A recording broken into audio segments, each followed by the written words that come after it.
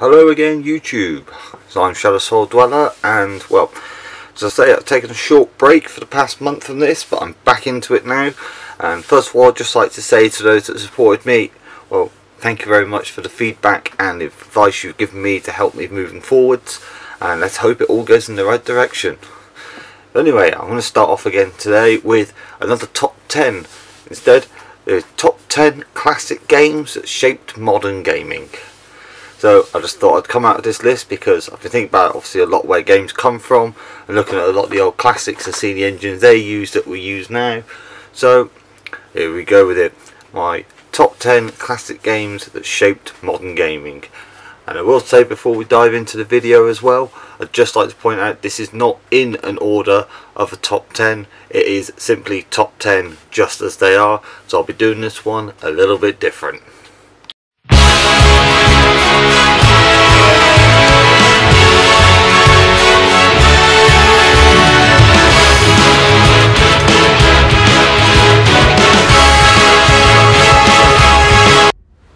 Okay, first game on the list I have to start with is Grand Theft Auto 3.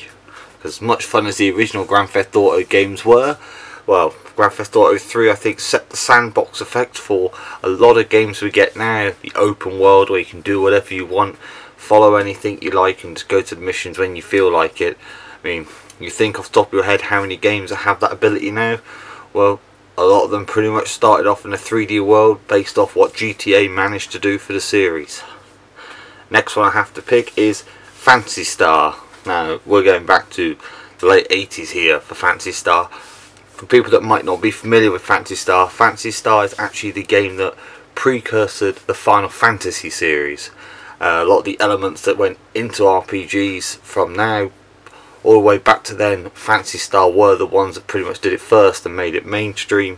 From time-based battling systems, the traditional leveling up, equipping the right items, etc.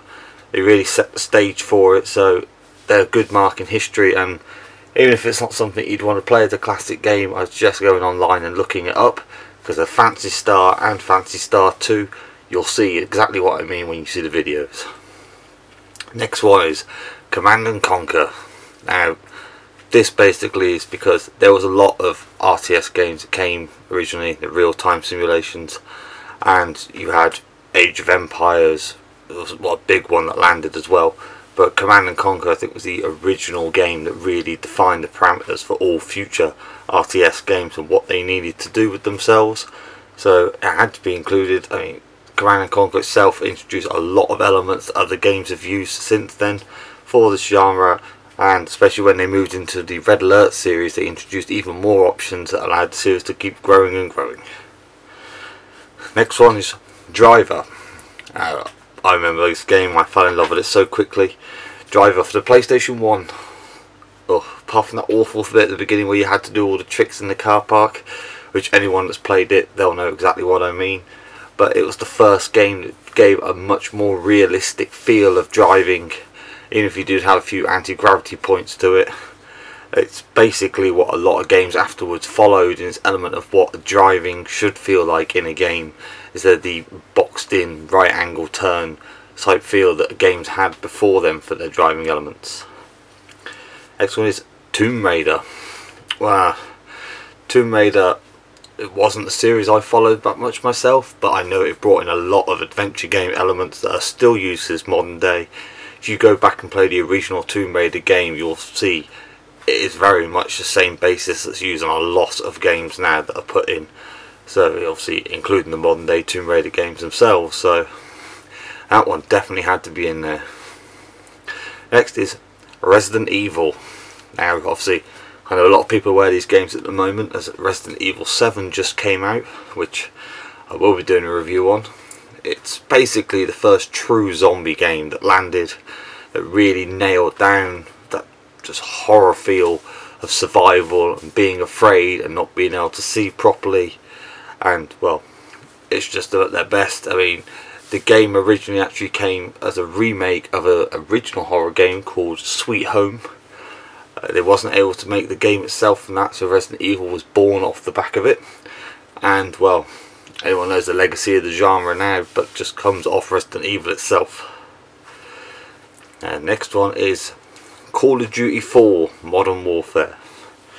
Now I know people have a cross point on this because some people feel that Call of Duty has been mauled over and over and over now just to try and make the money, but well, I'm hoping that might change as well with the progression of World War II series being added into it now.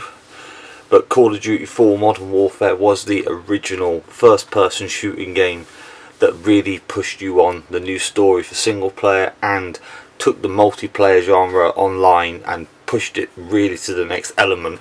And there are no games from that genre now that you can't say that they did not base part of themselves off what Call of Duty gave us. Obviously we've got great spin-offs like Battlefield and that, but Modern Warfare was the original one that really pushed that market and started off that dominance. The next game is Quake.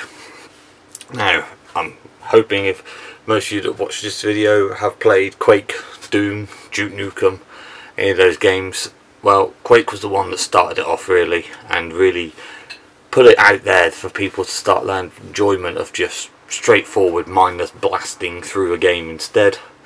So Quake definitely had to be the one that I'd say would be the setter for the whole genre as a whole.